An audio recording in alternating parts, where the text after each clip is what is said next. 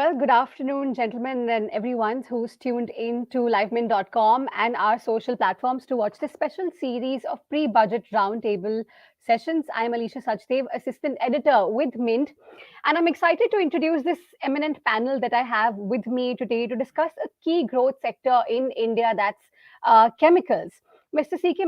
Mishra is an advisor with the Serum Institute of India and former secretary of the Ministry of Environment, Climate Change and Forests, and has also served as secretary of the Ministry of Health and Family Welfare. And Mr. Chabilendra Raul is former secretary with the Minister of Fertilizers. Warm welcome once again, gentlemen. Now, there is wide anticipation that, along with other key growth sectors like infrastructure and agriculture, chemicals is going to be a focus sector in the budget. And it's fair that that should be the case, considering that, innovation and growth in chemicals will be key to fuel the government's other aspirations also, whether it is doubling farm incomes, whether it is making India a global, manufacturing hub for pharmaceuticals, and also meeting our climate action goals. So, Mr. Mishra, as there are many themes to discuss, within the large umbrella of the chemical industry, I'll try and focus on the specifics first, and I'll begin with you by talking about the pharma space. India has not only implemented the world's largest vaccination program, but it's also the world's even one of the world's biggest supplier of generics. Also, what role can the government now play in consolidating, the strides that we have made on the global map for pharmaceutical manufacturing, and how can we foster R&D and innovation in this space? A few actionable, points that you can recommend at this point, that the budget perhaps can look at. Thank you, Alicia. And you're right.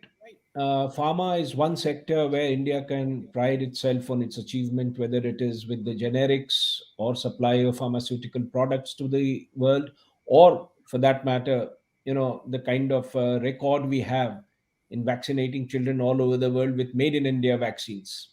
Yeah. It's not just the pandemic, it was there even much before that. So the issue is that the pharma sector is now well positioned. It does not require crutches any longer. But what you need is a competitive edge. Now, how do you get that edge? How do you become the best in the world? And two critical things I would like to mention. One is competitive in terms of production, competitive in terms of price, and the second is quality. And we need to work very strongly on this. So, to your question that, to be called the pharmacy of the world and yet Yeah. not be able to capture many relevant markets is because we still have to sharpen our edges. I think we are reaching a situation in India where the pharma sector thinks that we've done enough. Right. So we need to inject that additional incentive into the pharma sector to grow further. That can be Hmm. fiscal, that can be institutional, and that is what the budget should be looking at. Let us look at two aspects as far as the budget is concerned. First, your basic ingredient for production of pharma products, that is API, you're so heavily dependent on China. Right. Now, why is it? You're completely price uncompetitive. We did a PLA for the API. These are this is certainly a shot in the arm, but it's not going to take you to the heights you want to reach. Hmm. So therefore, one of the most critical investments that government needs to make in pharma today is in R&D. Right. Research has taken a backstage.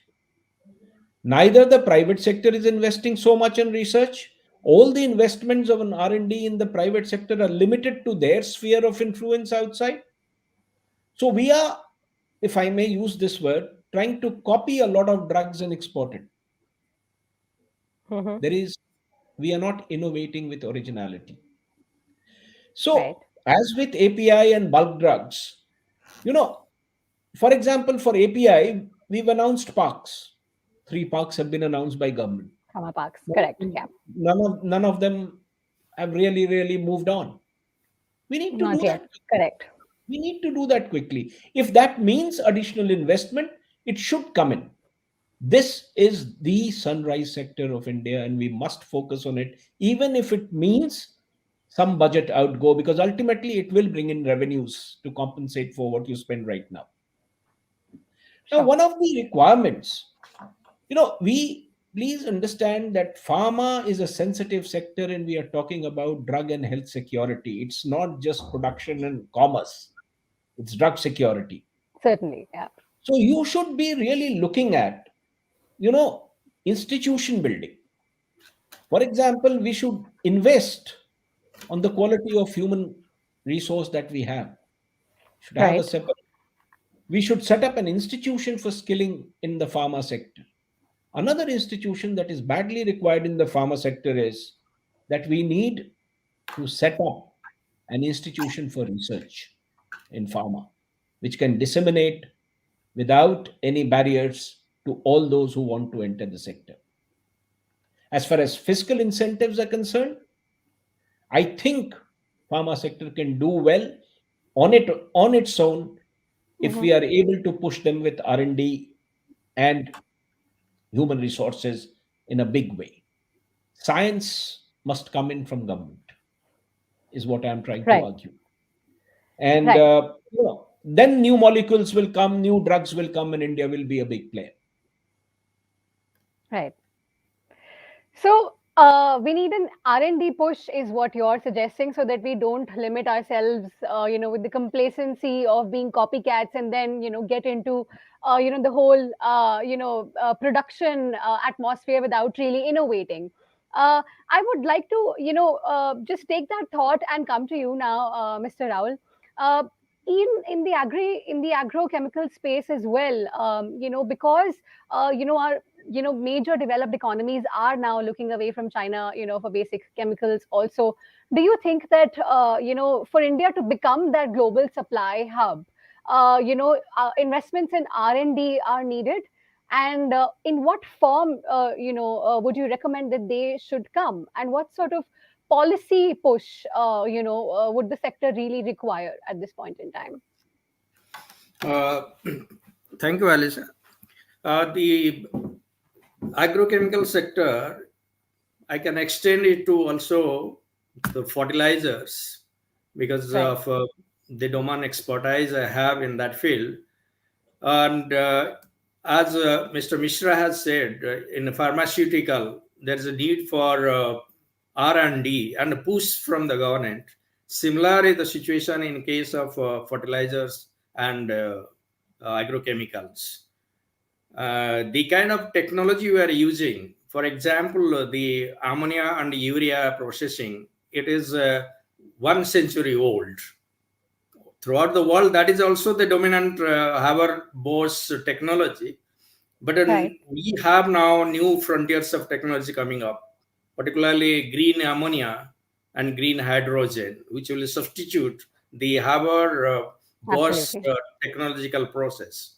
But for that, you need a lot of technological push, a lot of incentive from the government because the gestation period for reaping the benefits from R&D is quite long, and you need deep pockets for that.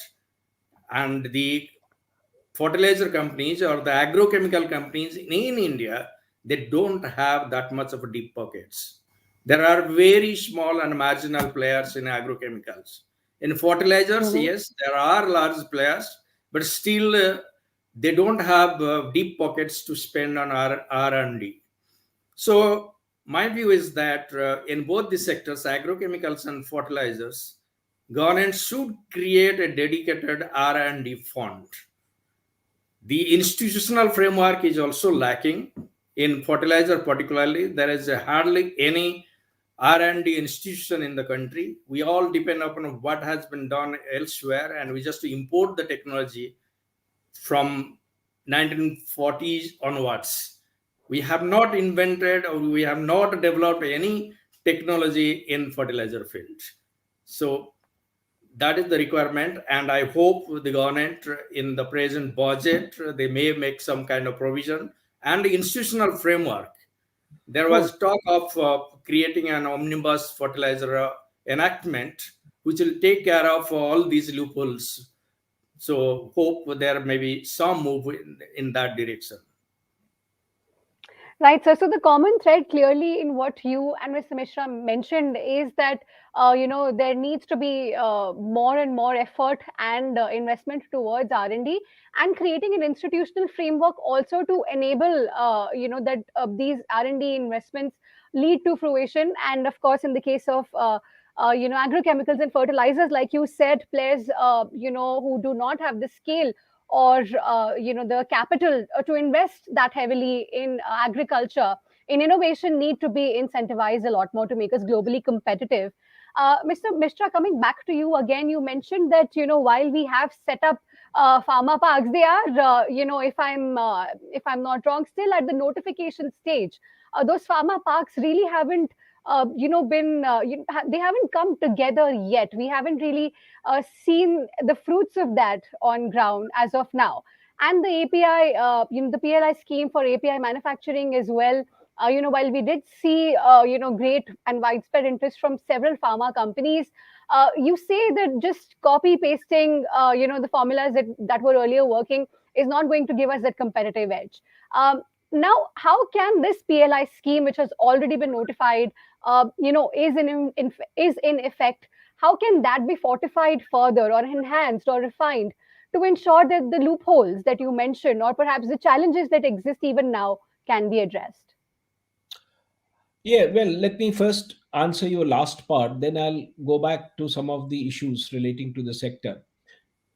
PLI incentivizes you, and in the case of API, incentivized you to kickstart the industry. Now you need to take the industry forward.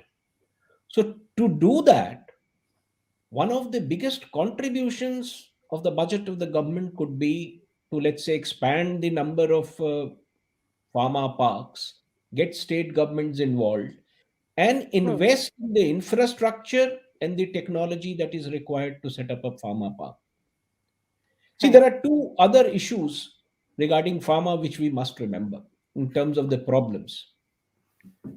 One is the regulatory aspect. And today, the regulatory framework of approvals, for example, is far too complicated. We need a new strategy on regulatory framework. And we need to actually create a new law as far as these are concerned, because we know we will succeed here. Hmm. And if you ask me, there may be some people who are, kind of hesitant to come up with new drugs because of the regulatory process. Right. So there's scope for massive simplification there, you're suggesting. Absolutely. Let us work on the basics. The second issue that we need to look at is Hmm. investment in green technology. And when I say this, it is relevant for all forms. It is not just pharma. If you look Sure. at the chemical side, if you look at fertilizer, anything, you know, and you cannot, for example, have any longer a space in the global arena without a company claiming that I am net zero as far as discharge is concerned.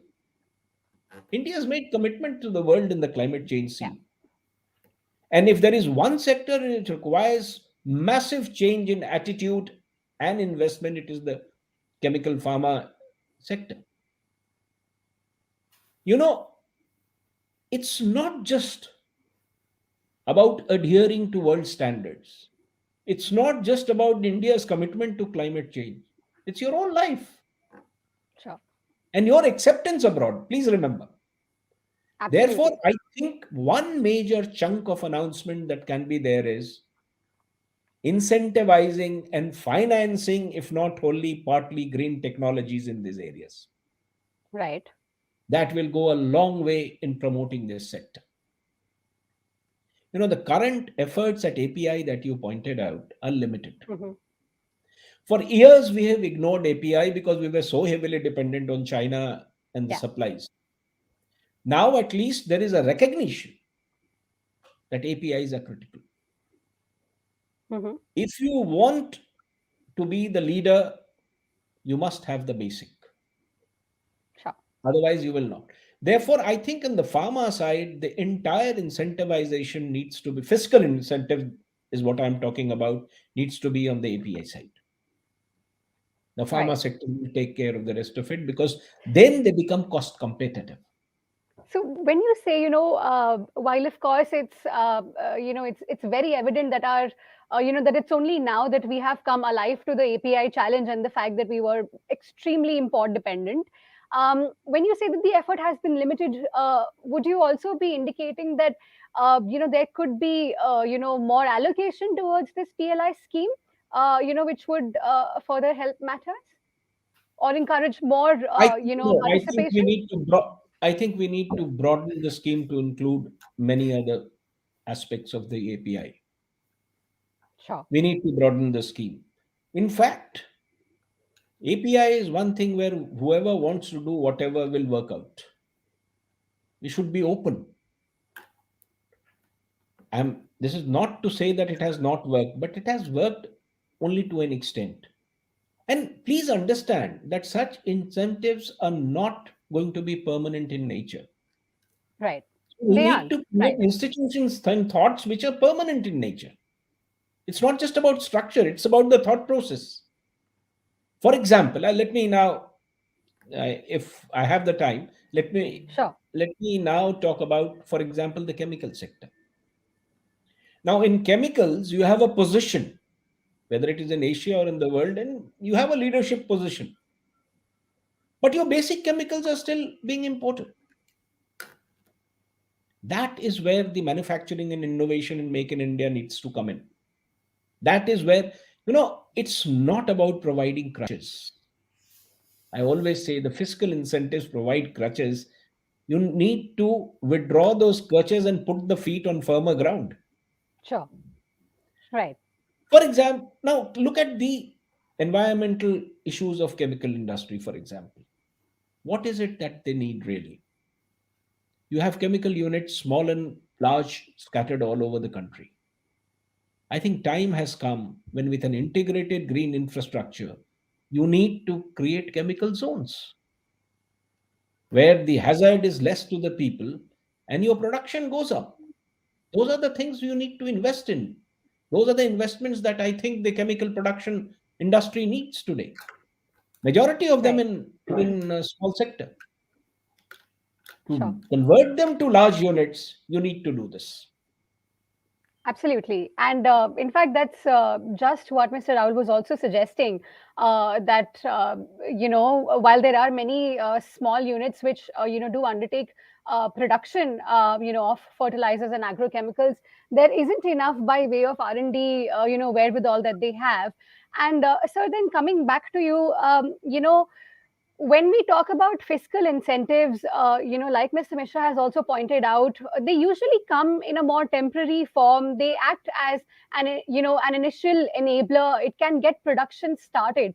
But then innovation perhaps does take a little bit more institutionalization and the presence of a framework to take place. You were mentioning green technologies and innovation, low carbon technologies in fertilizers as well. Uh, to that particular end, how far have we come so far? I mean, sure, there is a distance that we have to travel, but are there schemes like the PLI scheme that can do something, to this effect? Like we have an advanced chemical cell scheme right now, which enables manufacturers to do any kind of battery technologies. That's step one, perhaps, of fostering innovation as well. What do you think about that? In a case of the green technology, particularly, let us take the green hydrogen and green ammonia. The you can say the development is in the pilot stage. It is in our country hardly any research has taken place. There is only one single pilot plant has come up in the in Rajasthan. Uh, that is regarding this green ammonia. But The sir, but why? the, But sir, why are matters so dire considering the large global opportunity we have? see what one can see that we are now getting aware of. We are becoming aware of the situation that we have to go green in this chemical and fertilizer field. The amount of fossil fuels we are consuming is unsustainable. So now the government has thought of establishing one green technology mission or green hydrogen mission, uh, but it is just the beginning. What is required is that there should be industry, academia, and government collaboration to have an institutional framework where all will try together to, and you should have a national mission. The technology is in the pilot stage and the laboratory stage. How to perfect it and take to the large scale production. Scaling up from the pilot scale to the large scale production requires a lot of effort and a lot of money. So all these three together, the money comes from, of course, from the not only from fiscal incentive but also in the form of a grant. It is not out, it should be outright grant. This new frontier technology only, will not happen with only fiscal incentives. I suggested earlier that for all this kind of R&D, you need deep pockets and long gestation periods. Many companies in the country, they don't have those kind of pockets. So for both, you need for that kind of development, you need both fiscal incentives as well as outright development and research grants. Right. So I think the buck does stop at R&D investments ultimately. Um, like you said that there are many perhaps institutional grants that can be constituted to foster a little bit and encourage scale in these technologies which still find themselves at a more or less pilot project sort of levels. Considering that there are PLI schemes, with significant outlay, like for APIs, do you think that we need something like that as well? Something, which is a more concerted sort of, a fiscal push also, or an incentive, to manufacture more, in the green space. Would that be an initial enabler? Because, like you said, the gestation periods to even reap the benefits of R&D are fairly long. What can be done in the more immediate term? So the PLI scheme is directed towards the products which have been patented elsewhere and has already been seen the technological development. So in case of this green technology and frontier technology, they have not been yet patented or they have not been seen the production stage. So there is a little difference between these two scenarios. So outrightly PLI scheme will not helpful in this arena. So okay, when the technology have been perfected, then one can start with the Right. PLI scheme. But at this point, what's needed is constituting a framework, and perhaps just aiding R&D any which way. Your final thoughts on this, before we wrap the session, Mr. Mishra, again. Serum Institute of India has been critical in supplying vaccines at affordable costs, to not only India but globally, really. So it wouldn't be unfair to say that without Serum Institute, a large part of our vaccination drive would have simply been unimaginable. What that takes is, of course, a lot of capital, risks involved with stockpiling, which Serum did, and those risks paid off. A lot of companies, who are at innovation stages right now, do not again have the wherewithal to take these risks. What is your word of advice to the government or policy makers to that effect? How can there be more visibility or more like you said, regulatory easing, which can make life easier for innovators or manufacturers who want to do more? See, it's not just about making life easy for innovators and manufacturers. It's also about providing some kind of a cushion or protection Yeah. to those who want to take risks. See, Serum had the resources, it took the risk Yeah. and succeeded. And even before that, it's been one of the largest producers of vaccine in the world by doses. So Serum had that capability.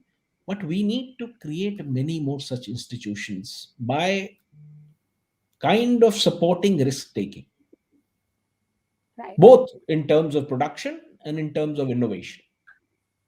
Then only we will move ahead. And going back to your earlier issue, Alicia, I mean, this green technology funding and green technology investment is a bit of a problem, not just Indian, but also global. You see, what it requires is a two-legged thing. One is finance, the other is technology. In the Paris Agreement and thereafter, the world promised the developing countries that you will get both technology and finance, and neither happened. Technology transfer they have blocked, finance they won't give. So it is now incumbent upon the country to invest. Now, if Right. individual entities or organizations start investing in it, their cost of production really rises. Therefore, they become globally uncompetitive. To avoid that, what I am pleading is that let us, you know, in a way, try and support some form of fiscal incentive subsidy to the green technology so Right. that we become globally competitive. So, what I Sure. am looking at, if you ask me in a nutshell, is an investment from government in creating centers of excellence for research in the chemical and pharma sector, an investment additional which would enable additional skilling of people who are involved in the pharma sector. Who, I mean, today what pharmacy education is all about. You need a huge amount of skilling there to become leaders. Sure. What we need is an additional investment from government to create those chemical zones and parks in terms of infrastructure and make life easy for them. I Right. think we are really not looking at direct subsidies here. These are enablers which will cut cost, increase production, and make the sector more competitive. Right. Mr. Mishra, to your specific point again of pharma parks, like we discussed, while these schemes are notified, one does not really see implementation take place in a time bound manner. And we look at, budget announcements specifically with the lens of, what immediate, tax stops, for instance, can be given, or, some key reforms that can be announced, actionable, pointers like that. Do you think specifying timelines to these schemes like institutionalizing pharma parks would also give some visibility to manufacturers and investors who might be on the fence because they don't know when their investments would materialize, or just how much time the entire process could take. And are we looking at any tax reforms, because the operational costs for many manufacturers was a challenge over the last couple of years, whether it's freight rates, whether it's input costs. There has been an impact of those costs as well that could have hurt margins, and eventually that does sort of force manufacturers to take a step back perhaps from innovation as well. uh, can there be immediate stops like that which can help the industry at this point? Yeah. Now, let me take these two issues separately. As far as the pharma parks are concerned, something that you can't count, you cannot do. So, if you leave it open, it will Absolutely. not happen. It will not happen.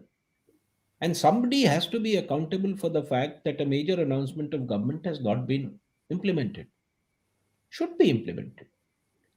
Otherwise, it makes no sense to make an announcement in a budget after so much of thought and everything and then not see the light of the day. Sure. So I fully agree with you that there has to be a timeline. I would add to that that in any case, we have announced only three, which is, according to me, less. We need to work on that. But let's at least get going with these three. And Absolutely. and let's spend whatever it takes to be there. See, import substitution is another place where fiscal incentives will work. Innovation with imported knowledge for some time can be okay, but with imported items, it's very difficult. You get so dependent on the imports that your originality in thinking stops, and also because we do not encourage it as a country. It's not today or yesterday, it's a long story. We do not encourage that. I think if certain articles of import need duty relook, they should be relooked. We should Right. actually, and as far as the tax policy is concerned, these are sectors where wealth can be created for the country. So the tax structure should not be a collecting structure, but a wealth enabling structure. You Right. will get back, you will get back more than that, more than what you need. But enable the system, enable the organization, enable the industry to stand on that. And I also don't support the fact that you keep subsidizing everything. That's Right. no way to industry either. But there are Right. certain critical points where we are losing out. And we do not, I mean, many of the industries do not have the capacity to fill those gaps. That's where they need government support. Right. I think you've summarized the challenges, absolutely clearly, and with a and you've suggested changes with a very rare sort of openness. So I appreciate that, Mr. Rahul. Similarly for the fertilizer sector as well, operating costs were extremely high, over the last year because of freight rates and input costs, all of that, and like sir was mentioning, that our tax structures don't really reflect the reality of the challenges that the sector might be facing at this point in time. um, Duty reductions, tax rate rationalizations, can incentives like this help, and are you looking forward to announcements like that from this union budget? Yeah, we there is a inverted tax structure in fertilizer sector. Particularly, there are certain raw materials we are taxed quite high compared to the end product. The final product is cheaper to import than to import the raw materials and Yeah. manufacture in the country. Uh, the Department of Fertilizer tried its best for the last couple of years to impress upon the finance ministry to rectify this inverted tax structure, but somehow we could not succeed. There were competing demands from other areas, and they say if we touch this area, then other areas also people will demand similar kind of Yeah. things.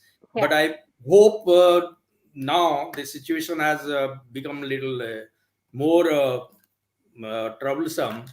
The as you said, you mentioned, the input costs have gone up significantly, and there is a bit of mismatch in the supply and demand in the fertilizer sector.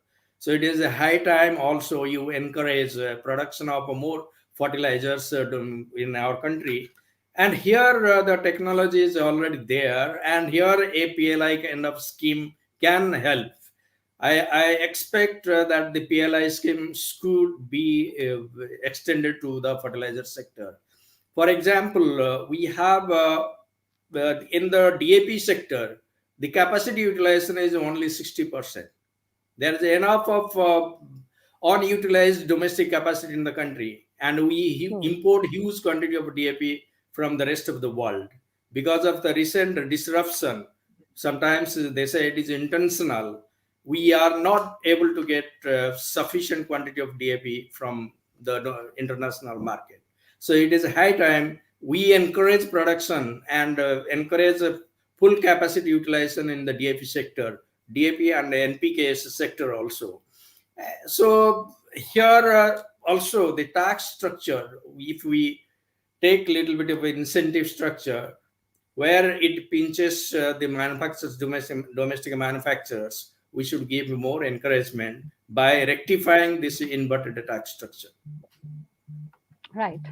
I think that's a good note to wrap this discussion on. Gentlemen, thank you so much for joining us today on this Mint budget roundtable, and appreciate your insight and this comprehensive lowdown that you shared with us in terms of the challenges that the chemicals industry faces, and very actionable initiatives that the government can undertake, both long term by way of instituting R&D facilities, institutions, grants, investments, and also short-term measures like PLI schemes, tax reductions and import duty revisions that can help tide over the tough times that the sector has recently seen, by way of higher operating costs. Thank you once again, gentlemen, for being with us Thank you. today. Thank you very much. Thank you. It was a pleasure.